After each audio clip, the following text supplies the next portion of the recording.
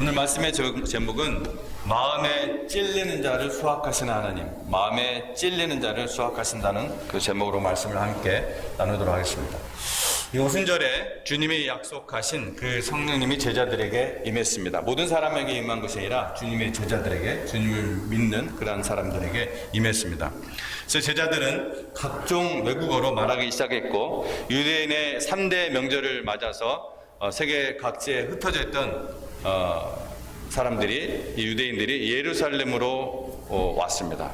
와서 이 광경을 보고서 아주 크게 놀랍니다. 당연히 놀랄 수밖에 없겠죠. 심지어 어떤 사람들은 그 광경을 보고서 제자들이 술에 취했다고 조롱을 합니다. 사실 아침 시간이었거든요. 그 시간이 유대인들이 하루에 3번 기도를 하는데 기도하는 시간이에요. 나중에 베드로가 때가 구신이 이렇게 얘기하는데 기도하는 시간이거든요. 아침 9시. 그래서 약속하신 성령이 제자들에게 임하면서 때가 삼신이 이 약속하신 성령이 제자들에게 임하면서 본격적인 증인의 삶, 위트니스의 그 삶이 시작이 됩니다. 자, 이제 오순절, 이 오순절은 6월절 후에 당시로서는 3일 뒤에 초실절이 있거든요. 그 6월절로부터 50일째 되는 날이 아니라 6월절 후에 3일째 되는 날이 초실절이에요. 초실일. 근데 이때로부터 50일째 되는 날, 50 해가지고 오순, 오순절이라고 합니다. 그러니까 순자가 10순자예요. 그래서 오순절은 6월절과 더불어서, 그리고 초막절도 있죠. 이 3대 유대인들의 또 성경의 3대 명절 중에 하나입니다. 그만큼 아주 중요한 절기라는 거예요. 그래서 이때는 각국에 흩어졌던 소위 디아스포라 유대인들이 이곳에 예루살렘에 다 모여요. 지금은 뭐 그렇게 다 모이지는 않지만 이 성경 시대에 그 당시에는 남자들은 다 이렇게 모였어요. 모여가지고서 하나님 앞에 반드시 이 3번은 보여야 됐습니다. 그래서 성경에 3대 절기가 갖는 그런 공통점이 있는데, 이 3대 절기에는 하나님께 첫 수확을 드리는 그러한 제사가 있습니다.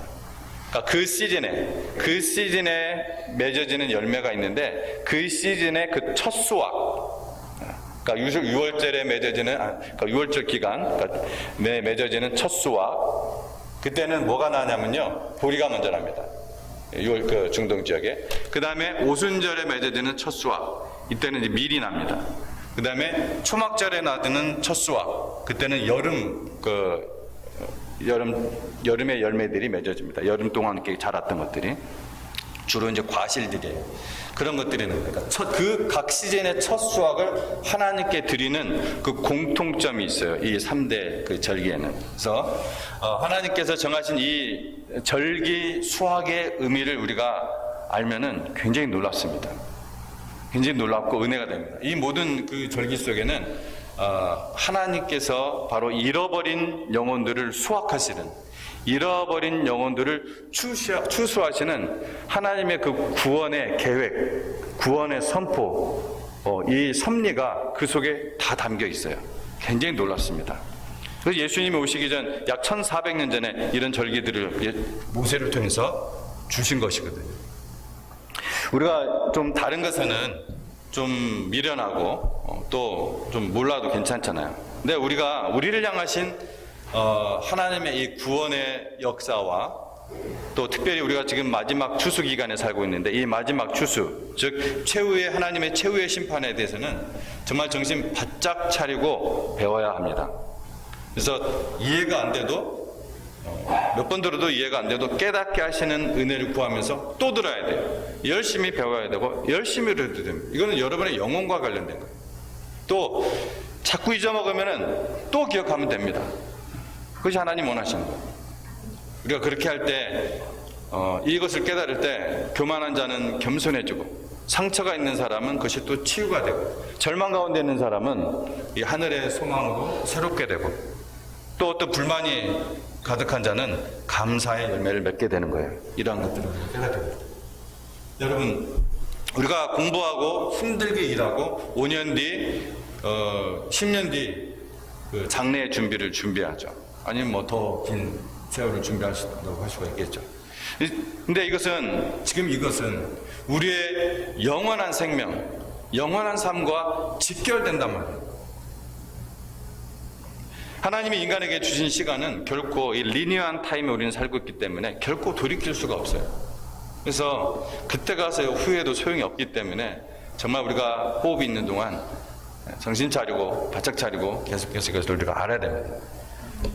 제가 간략하게 그래서 정리를 해드리도록 하겠습니다. 먼저 여러분에게 정말 깨닫는 은혜가 이 시간 역사하시기를 간절히 바랍니다. 첫째, 하나님의 심판으로 이집트에 온 그 집안의 장자, 그러니까 지금 출애굽 때의 그 일을 말씀드리는 거예요. 모세 시대를 먼저 말씀을 드리는 거예요. 제가 모세 시대하고 예수님의 이 성취, 이걸 이제 말씀을 드리려고 하는 것입니다. 그래서 하나님의 심판으로, 마지막 심판으로 이집트의 온 집의 장자는, 동물도 첫 장자는 파라오의 그 아들까지 다 사망이 임했습니다. 그런데 하나님의 말씀에 순종해서 어린 양을 죽여서 그 피를 문설주에 그 바른 이스라엘의 집은 그 사망이 넘어갔다고 했죠. 그래서 넘어가서 뭐라 그래요? 6월절이라고 하는 거예요. 저는 옛날에 6월절이 6월달에 있어가지고 6월절인 줄 알았어요. 아마 여러분도 분명히 그런 분들이 있을 거예요. 6월절은 그 6월달에 있어서 6월절이 아니라 넘어간다, 월장한다고 하죠. 그래서 영어로는 패스오버라고 합니다. 패스오버. 이것이 예수 그리스도의 대속의 죽음을 의미한다는 것은 아마 이 자리에 있는 대부분들이 너무나 잘 알고 계실 것입니다. 제가 지금 그것을 이야기하는 것이 아니라 이 6월절의 초실절, 6월절 3일 뒤에 있는 이 초실절에 대해서 이야기하려고 하는 거예요. 성경의 이 3대 절기의 명령과 또 6월절의 3일 뒤에 있는 이 초실절의 준수 명령은 모두 다 모세 시대에 주어진 거예요. 그리고 그 후 약 1400년이 흘러서 예수님이 오셨고, 정확하게 6월절에 그 시작된 그 시점에 예수님이 죽으셨고, 그 6월절 3일 뒤인 초실절에, 즉 죽으시고 3일 뒤에 예수님이 부활을 하셨어요.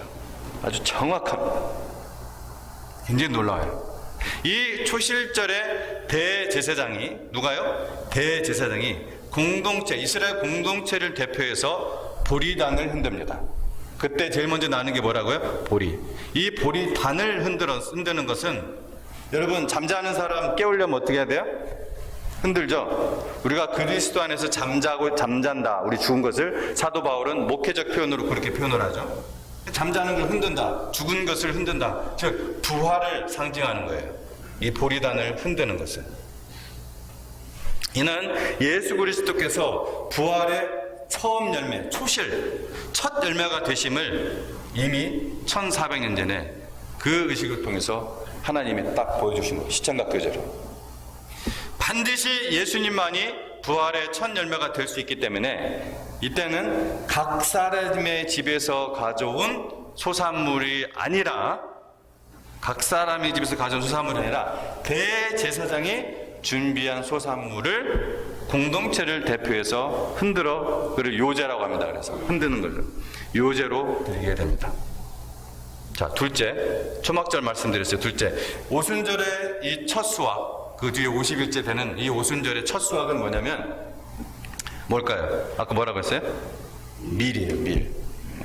그래서 이 오순절의 첫 수확은 각 사람이 그 시즌의 첫 수확물인 밀을 대제사장에게, 성전에 가져옵니다.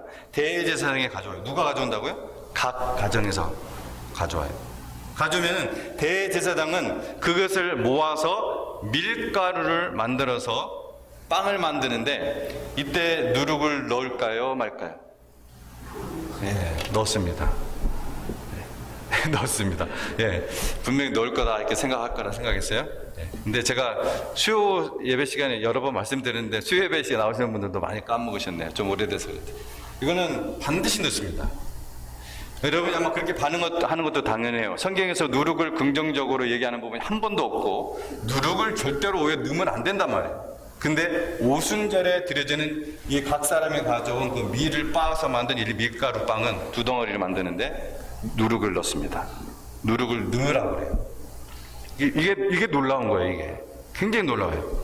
이거 만들어서 하나님께 드리는데, 이것은 성령 강림이, 오순절에 성령 강림을 하시잖아요. 이 성령 강림의 열매로 어떤 일이 일어나냐면은 유대인뿐만 아니라 이 누룩처럼 여겨졌던 누가? 이방인.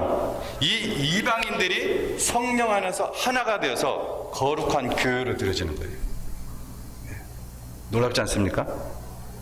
누룩처럼 여겨졌던 그 이방인들이, 절대로 가까이 하게 안 했던 그 이방인들이, 결혼도 못하게 하고 했던 그 이방인들이 이제 성령 안에서, 성령의 각 사람에게, 각 제자에게만 그 성령 강림의 열매로 말미암아 이때 그래서 무엇이 탄생이 돼요? 신약교회가 탄생이 되는 겁니다. 하나가 되어서. 그래서 그것을 의미한다는 것을 여러분 잘 기억하시고요. 셋째, 이 초막절이죠. 남은 것은, 이 초막절에 드려지는 것은 여름 농사의 열매. 이 여름 농사의 열매는 이제 어떻게 됩니까? 그 해의 마지막 수확이에요. 이 한 해의 마지막 수확으로 모든 수확물을 그럼 어디다 놓을까요? 창고에 들여놓습니다. 그래서 이때 이 초막절을 무슨 절이라고도 한다? 수장절이라고도 합니다. 수장절이라고 돼요. 창고에다 들여놓고. 우리가 바로 이 마지막 수확 시대에 살고 있습니다. 하나님의 마지막 수확 시대. 이 하나님의 마지막 수확 시기에 누가 살고 있어요?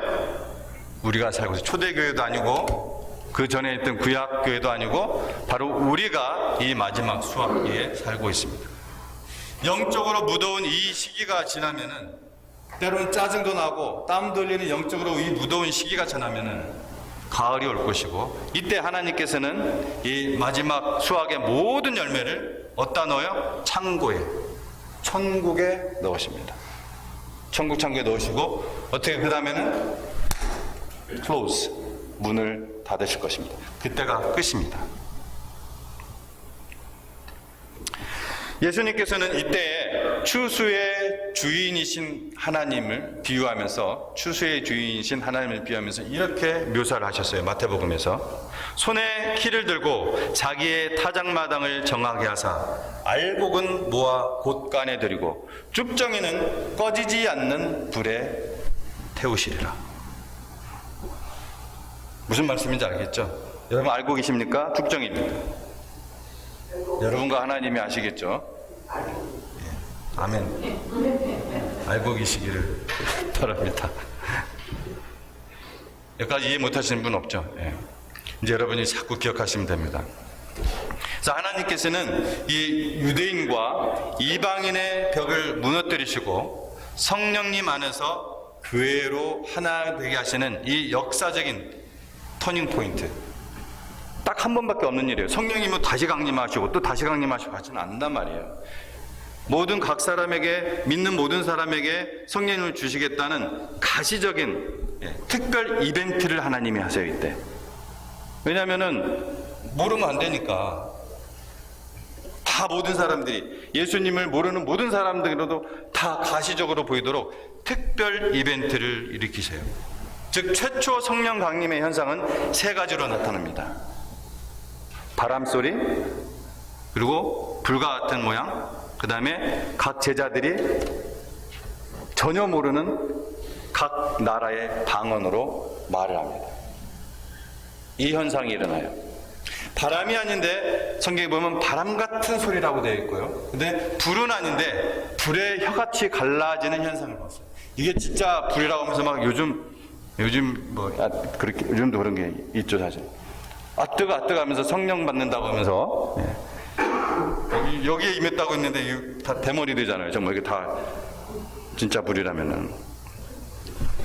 불의 혀같이, 불이 아니에요. 불의 혀같이 갈라지는 그 현상을 보여주신 거예요, 하나님께서.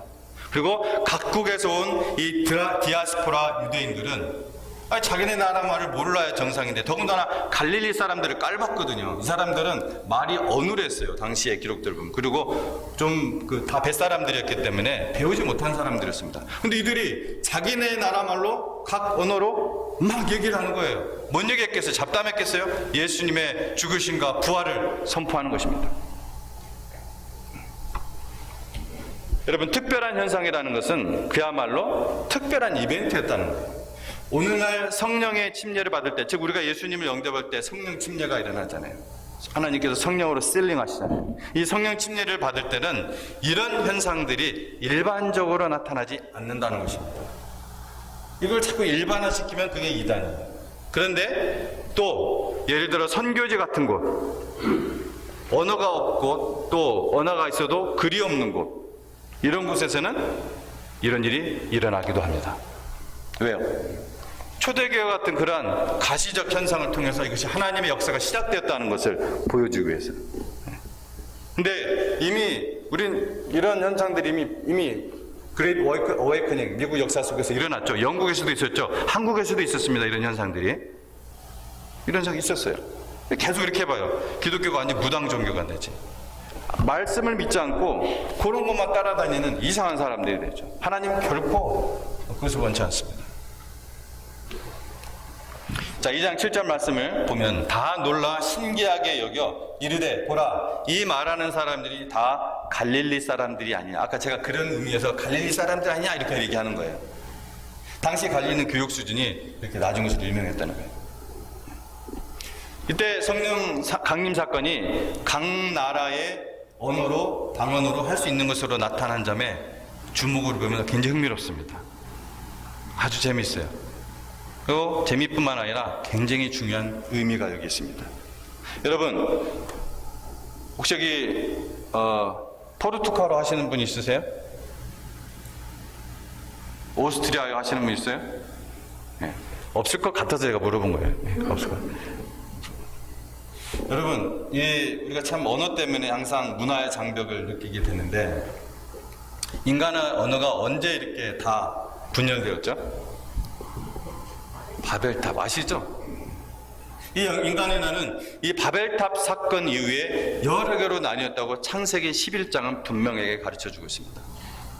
하나님께서는 이 죄가 들어온 이후 타락한 인간이 함께 모여서 하는 일이 하나님을 예배하고 그들이 더욱 거룩한 삶을 사는 것이 아니라 더욱 악을 저지르고, 왜? 죄가 들어왔기 때문에 모이니까 더 이 악이 세지는 거예요.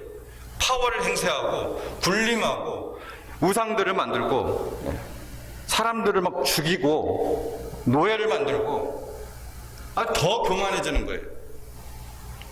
그래서 바벨탑을 쌓는 거예요. 그래서 어떻게 했어요? 언어를 바벨시키셨습니다. 바벨의 뜻이 뭐예요? 혼자, 분열, 그 뜻입니다. 언어를 바벨시키셨어요. 자, 이것이 이랬었는데 이것이 다시 성령님의 임하심을 통해 언어의 장벽을 넘어 하나가 된 거예요. 언어의 장벽. 죄악으로 말미암아 갈라졌던 이 민족이 무엇을 통해? 이 복음을 통해, 성령을 통해 하나가 되고 언어의 장벽이 무너져 세계가 이제 하나님의 나라로, 유대인과 이방인의 나눔이 없이 하나님의 나라가 될 것을 암시하는 사건입니다. 그 하나님 나라의 이 땅에서의 지상의 대표 유기체가 뭐예요? 교회입니다. 이 땅에서 하나님의 나라를 대표하는 사람들이 누구라고요? 저와 여러분, 교회입니다. 하나님의 나라를 대표하는 자들, 교회예요. 12절과 13절을 봅니다. 다 놀라며 당황하여 서로 이르되 이 어찌 된 일이냐 하며 또 어떤 이들은 조롱하여 이르되 그들이 새 술에 취하였다 하더라. 여러분, 술에 취한다고 외국어를 잘할 수 있다면 외국어 공부하느라, 우리가 영어 공부하느라, 제가 히브리어, 헬라어 공부하느라 고생 안 해도 되죠. 우리 구엔돌렌 자매님이 한국어를 지금 배우고 있어요. 저기 있는 이규상 선생님, 박혜진 선생님이 매주 점심시간 뒤에 한국어를 지금 가르쳐주고 있는데 우리는 영어 배우잖아요. 우리가 술 먹어서 영어 잘 배웠을 때면 뭐하러 배워요? 그냥 술집 가서, 아니 좀 찜찜하면 집에서 그냥 포도주 잔뜩 만들어가지고 열심히 마시면 되죠. 그래서 이 술에 좀 센 사람은 막 10개 국어도 막 능통할 수 있겠죠. 여러분, 사람들은 예나 지금이나 성령의 일하심에 대해 무지합니다. 또 자기가 경험하지 못하면은 이런 영적인 일을 접하면요, 사람들은 종종 공격적이 됩니다. 왜요? 그것이 죄의 본성이기 때문이었습니다. 죄. 제자들은 성령의 인도하심을 따라 말했어요. 자기네들이 언어 그때 막 책 보면서 한 게 아니에요. 성령의 인도하심을 따라 말했습니다. 무엇을 따라 말했다고요? 중요합니다. 성령의 인도하심을 따라 말했습니다.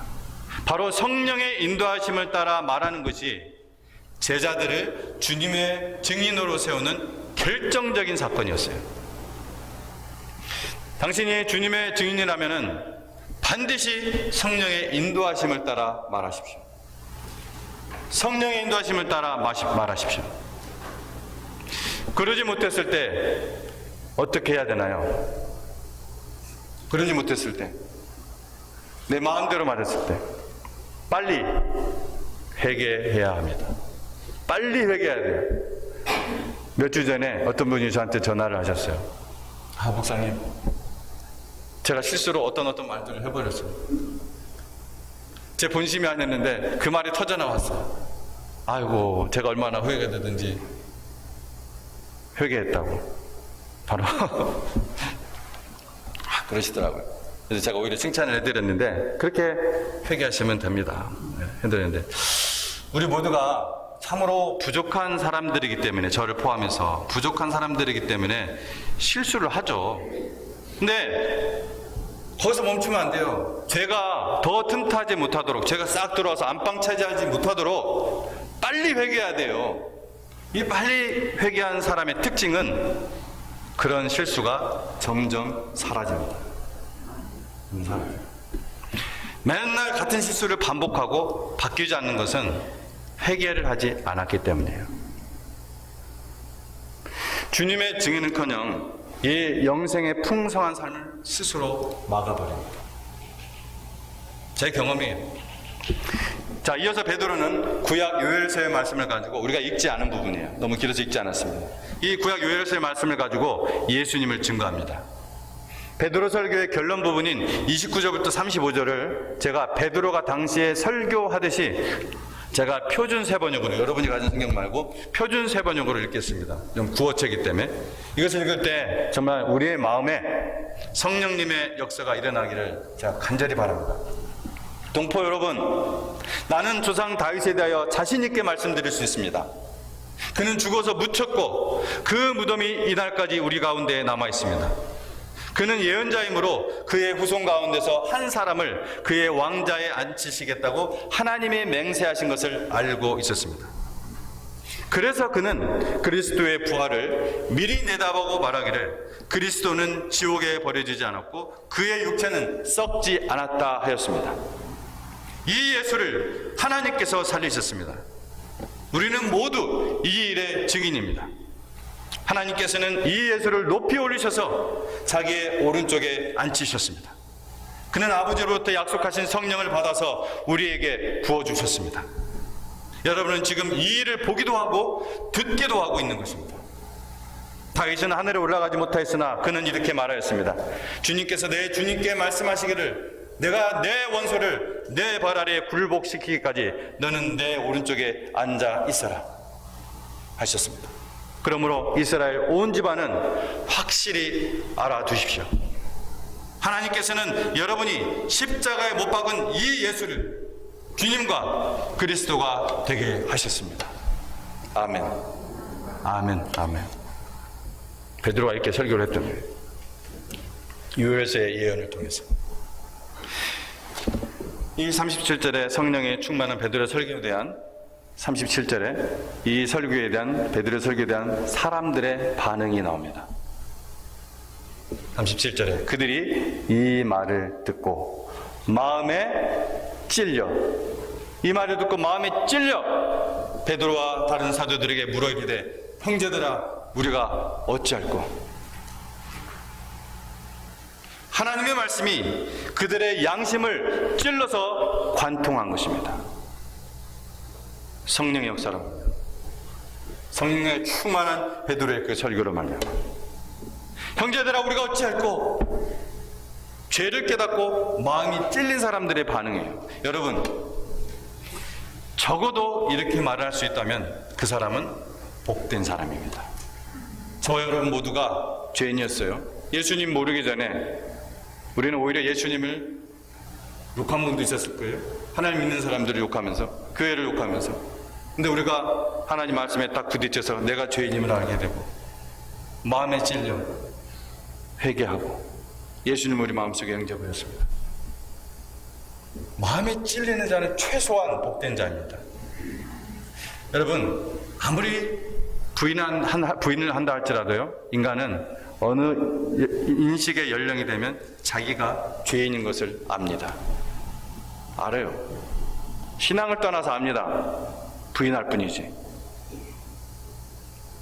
자기가 죄인이라는 것을 인식함에도 불구하고, 더군다나 하나님 말씀을 구체적으로 복음을 전해서 죄인이라는 것을 정확하게 말을 해주는에도 불구하고 마음에 찔림도 없고 변명만 하고 다른 사람들의 그 책임을 전가시키고, 내가 이런 부모 밑에서 이런 집안에서 내가 컸기 때문에 나의 모습이 이 모양 이 꼬라지다. My body, my choice. 하나님이고 뭐고 내 마음대로 살겠다는데 누가 뭐라 그래? 성경에 이런 사람을 양심의 화인 맞은 자라고 합니다. 양심의 불인두를 맞은 거예요. 감각이 없어져 버리죠. 또 구약 성경에는 나병이라고 하죠. 영적인 나병에 걸린 거예요. 나병은 자기 살이 찢어지고 떨어져도 통증을 못 느껴요. 그래서 무서운 것입니다. 예수님이 말씀하셨죠. 심령이 가난한 자는 복이 있나니 천국이 저희의 것이며 애통하는 자는 복이 있나니 저희가 위로를 받을 것이며. 여러분은 어떤가요? 여러분도 하나님 앞에서 회개할 때 이런 찔림이 있었나요? 저는 찔림이 있었습니다. 마음에 찔리는 것은, 하나님 말씀에, 성령의 그 역사에 마음에 찔리는 것은 사실 매우 중요한 반응입니다. 복음을 듣고 마음에 찔리는 것은 하나님께서 추수해서 곳간에 넣을 준비가 되어 있는 마음이에요. 그러므로 이 마음의 찔림은 하나님 앞에서 회개하는 모든 사람에게 일어나는 공통적인 현상이에요. 어떤 밴딩 머신처럼 어떤 복음을 딱 듣고 딱 뚝뚝뚝뚝 떨어지면 탁 구원이 떨어지는 게 아닙니다. 하나님에 대한 마음의 찔림과 또 그것에 대한 회개 없이 구원은 결코 일어날 수가 없습니다. 여러분이 종교적으로는 될 수 있어도 결코 신앙적으로는 될 수가 없습니다. 그곳에는 구원이 없습니다. 모든 사람이 죄를 범하였습니다. 그래서 사람은 하나님의 영광에 못 미치는 처지에 놓여 있습니다. 로마서 3장 23절. 하나님이 세상을 이처럼 사랑하사 독생자를 주셨으니 이는 그를 믿는 자마다 멸망하지 않고 영생을 얻게 하려 하심이라. 하나님이 그 아들을 세상에 보내신 것은 세상을 심판하려 하심이 아니요 그로 말미암아 세상이 구원을 받게 하려 하심이라. 그를 믿는 자는 심판을 받지 아니하는 것이요 믿지 아니하는 자는 아무 일도 일어나는 것이 아니라 믿지 아니하는 자는 하나님의 독생자의 이름을 믿지 아니하므로 벌써 심판을 받은 것이니라. 그 정죄는 이것이니 곧 빛이 세상에 왔을 때 사람들이 자기 행위가 악함으로 빛보다 어둠을 더 사랑한 것이다. 또 히브리서 9장 27절 28절 마지막으로 읽어드리겠습니다. 한 번 죽는 것은 사람에게 정해진 것이요 그 후에는 심판이 있으리니 이와 같이 그리스도도 많은 사람의 죄를 담당하시려고 단번에 once and all 단번에 들으신 바 되셨고 구원에 이르기 하기 위하여 죄와 상관없이 자기를 바라는 자들에게 두 번째 나타나시리라. 아멘. 주님 다시 오십니다. 마지막 수확 창고에 들여놓을 그 순간에 주님은 다시 오십니다. 말씀을 마무리합니다. 여러분, 하나님의 말씀이 주어지고 성령님께서 간섭하셔야 죄인들의 마음에 찔림이 있습니다. 어떤 논리적인 설득으로도 사람의 마음을 찌를 수는 없습니다. 여러분, 복음을 듣고 I agree, 동의할 수는 있지만 양심이 찔리고 인생이 변하는 것은 오직 하나님의 말씀과 성령의 역사를 통해서만 가능합니다. 여러분, 우리는 예수님의 증인입니다. 성령을 따라 말씀하십시오. 예수님만이 곧 그 길이요, 예수님만이 곧 그 진리요, 예수님만이 곧 그 생명인 줄 믿으시기 바랍니다. 예수님을 말미암은 자는 아무도 영생인 하나님 아버지께로 올 자가 없습니다. 기도하겠습니다.